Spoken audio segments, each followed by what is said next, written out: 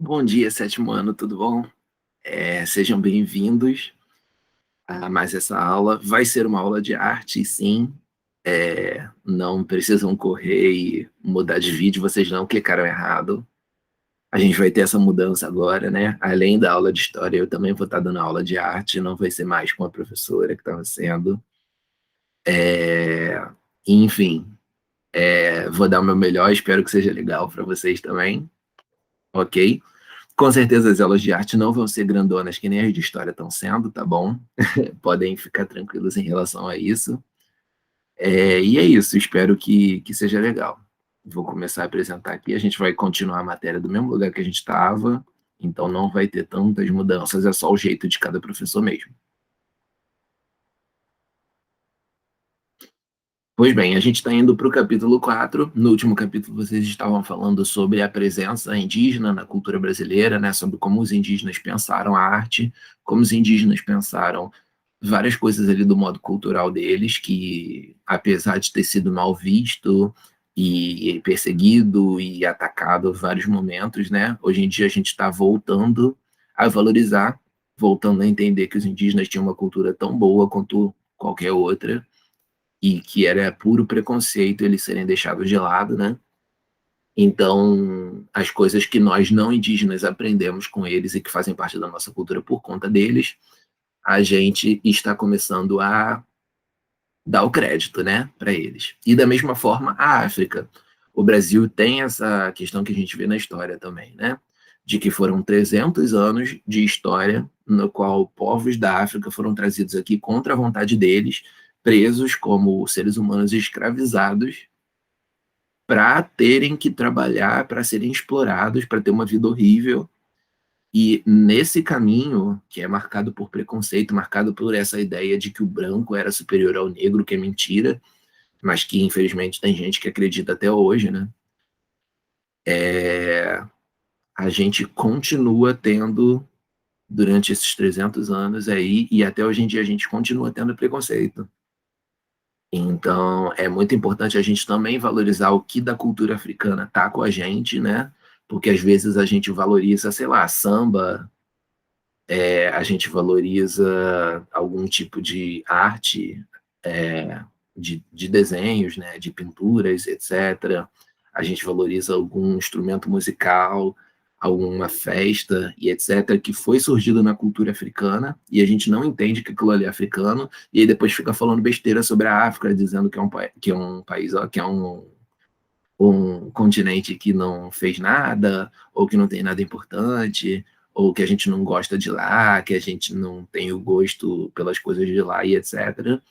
Sendo que a gente tem, sendo que a gente já aprendeu várias coisas com eles e a gente vive várias coisas que são herança do que foi vivido na África e a gente simplesmente não dá o crédito, né? Então, principalmente aí na área da música, eu acho que não existe música ocidental sem música africana e, enfim, até as músicas pop e as grandes músicas aí que estão rodando o mundo são muito baseados na cultura negra e nas culturas africanas antes das pessoas serem trazidas para cá, né?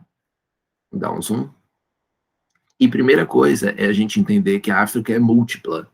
A África não é um país apenas. Deixa eu jogar aqui no Google Maps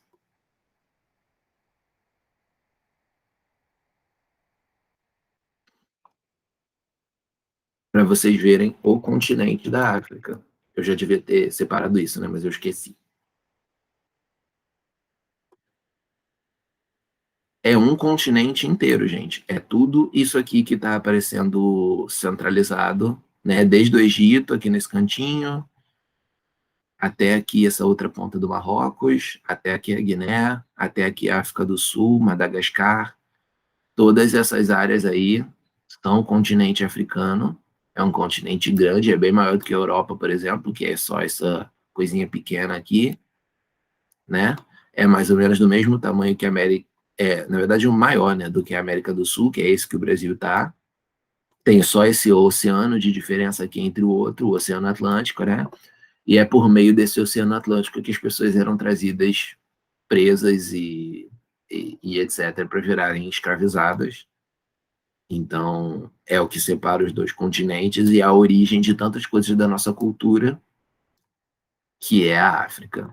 Então, vocês estão vendo como tem vários diferentes países, né, aparecendo aqui, sabe? Não dá para a gente falar da África como se fosse só a África, ah, meu Deus, é uma coisa só, uma cultura. Não. Cada um desses territórios aí tem pelo menos uma cultura, sendo que a maioria deles tem vários outros povos menores dentro que foram de alguma forma obrigados a viverem no mesmo país e conviver, mas que na verdade são culturas totalmente diferentes. A gente tem até alguns países desses que estão em guerra até hoje por terem povos diferentes convivendo e brigando, né, pelo controle. E aí não dá para a gente falar simplesmente em África. A gente tem que valorizar a África de forma geral, né? Porém, o ideal seria a gente entender várias culturas diferentes. E a cultura afro-brasileira, que é a maioria das coisas que a gente vai ver aqui, são as coisas que são trazidas por essas pessoas para a África que, aqui convivendo dentro do Brasil, eles conseguem, nesse período terrível da escravidão, fazer sobreviver de alguma forma. Então, não necessariamente a gente vai saber de qual país original da África eles vieram, mas é bom a gente entender isso como um Afro-Brasil, né? Não é simplesmente uma cultura brasileira, não é simplesmente algo que pertence a todo mundo e que vai ser usado por todo mundo de forma sem crítica, né? E que depois a pessoa vai ser preconceituosa e tratar como se não fosse parte da África, como se não fosse trazido de lá. A gente pode chamar mesmo de uma sobrevivência cultural todos esses fatos, porque as pessoas que estavam sendo escravizadas, elas não estavam sendo permitidas viver a cultura dela com todas as letras, com tudo que elas quisessem. As línguas tentava se fazer com que essas línguas morressem e todo mundo falasse apenas o português. Os tipos de roupa e de ornamentos e etc. Não era permitido o pessoal fazer isso. Era para eles eram obrigados a usarem só as roupas que os portugueses usavam também. Versões mais simples, né? Porque eles eram escravizados, então eles não iam usar roupas luxuosas nem nada do tipo. Enfim, a religião deles começou a ser tratada como uma coisa demoníaca, como uma coisa errada, que tinha a ver com as forças das trevas e etc., quando na verdade era só outra forma de você tentar entender a espiritualidade, tentar entender Deus e etc. Enfim, até hoje em dia existe muito esse preconceito contra as religiões africanas, né, e contra várias coisas que são vindas da religião e da cultura africana. Tudo é considerado meio que do demônio por muitas pessoas. E isso é completamente falso, isso é puro racismo. Isso é simplesmente uma forma de você olhar para um outro ser humano com uma outra cultura e você se colocar como melhor que ele, sendo que ninguém é melhor que ninguém. Então, dentro desse contexto que começou tanto tempo atrás e que até hoje em dia está rolando esse preconceito, chega a ser bonito que você tenha tido coisas da África que sobreviveram, coisas que estão sendo valorizadas até hoje em dia, vividas até hoje em dia, porque você tem muita gente sofrendo, né, muita gente sendo punida por continuar mantendo essas tradições. Então é de fato uma sobrevivência, é de fato uma resistência das pessoas fazerem com que essas coisas sobrevivam. A gente tem aqui exemplo de artesanato, né, feito em capim, capim dourado, é bem bonito, né, essas coisas trançadas assim. Não sei se vocês já viram artesanato em capim dourado, mas percebam como o tipo de padrão que é desenhado aqui lembra muito o que é feito em crochê também, né? Então o crochê deve ter alguma inspiração africana também nos desenhos que ele faz. Alguma parte dessa herança que a gente entende que é brasileira, a gente também tem que entender que não é apenas brasileira, mas é dos negros brasileiros, né? Foram as pessoas que, adaptando coisas da África, misturando com o que você já tinha aqui dos portugueses ou dos índios, eles fizeram coisas próprias e, enfim, a gente não vai simplesmente usar enquanto exclui as pessoas disso, né? Então a gente vai continuar reconhecendo, valorizar, pode participar dessas danças, pode escutar essas músicas, só que sempre valorizando as pessoas negras que criaram isso. Então, na dança, festa e folguedos, né, que são brincadeiras assim musicais relacionadas às festas, a gente tem os gêneros da congada, maracatu, capoeira, samba de umbigada, samba de roda, jongo, frevo, bumba meu boi, lundu, enfim, tudo isso vem das músicas africanas e das músicas que os escravizados continuavam cantando ali entre eles, mesmo que fosse mal visto. Na música, a gente tem vários instrumentos, berimbau, agogô, cuíca, reco-reco, praticamente todos os tipos de tambor que a gente conhece. Quase tudo isso vem da África, da cultura deles. E vários gêneros musicais, como o choro ou o samba, têm uma influência muito grande, né, africana.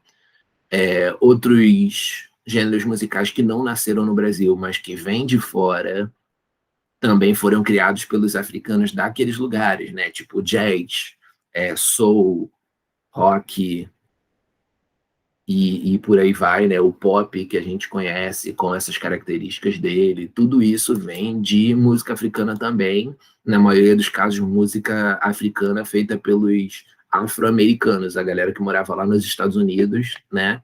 E que também era descendente dos escravizados de lá, porque os Estados Unidos também tiveram escravidão.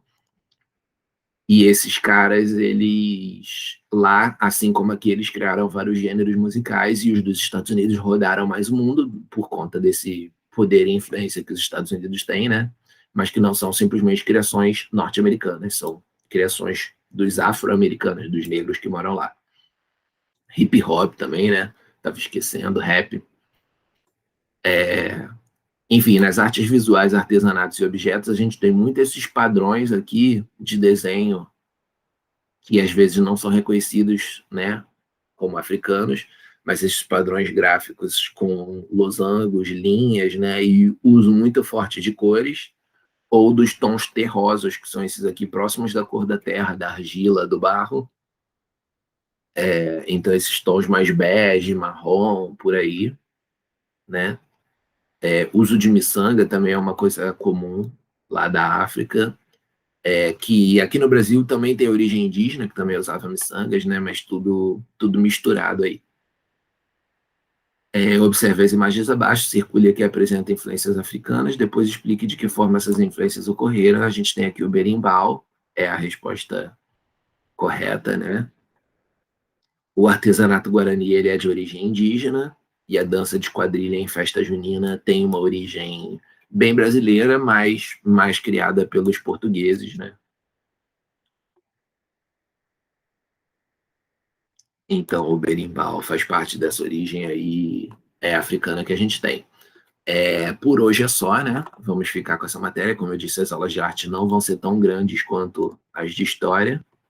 E agradeço vocês por terem ficado até aqui, né? Por terem prestado atenção e, enfim, participado. E espero que a gente continue tendo aulas bem legais, né? Que vocês tenham uma boa semana. A gente se vê semana que vem. Um abraço.